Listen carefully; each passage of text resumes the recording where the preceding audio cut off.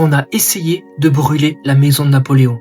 Et pourtant, elle est toujours là. Je te raconte cette histoire en 90 secondes. Regarde bien cette façade de la rue Saint-Charles à Ajaccio. Ici, le 15 août 1769, naît un enfant dont le destin va bousculer l'Europe. Napoléon Bonaparte. Il y vit ses premières années avant de partir étudier sur le continent. Pousse la porte. L'escalier étroit, les pièces sombres, les boiseries racontent une maison de marchand corse du XVIIIe siècle entre Méditerranée et Italie. On n'est pas dans un décor, on est dans une maison de famille, celle des Bonaparte. 1793, la Corse s'embrase. La famille doit fuir Ajaccio, la maison est saccagée par les partisans paolistes. Dans le chaos, Napoléon échappe à une tentative d'assassinat liée aux tensions du moment. Ici, l'histoire laisse des cicatrices. Après le retrait des Britanniques, la famille revient et répare la maison. Soutenue par le directoire.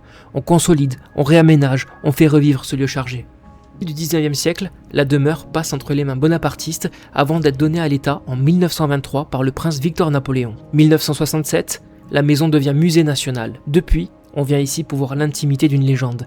Mobilier d'époque, portraits, souvenirs familiaux. Aujourd'hui, la maison Bonaparte se visite presque tous les jours sauf le lundi. Les horaires changent selon la saison, vérifie bien avant de venir. Et pendant que tu marches dans ces pièces, garde en tête, tu es là où tout a commencé. Sauvegarde cette vidéo si tu prévois un voyage à Ajaccio et dis-moi quel détail t'a le plus surpris. Et surtout, abonne-toi!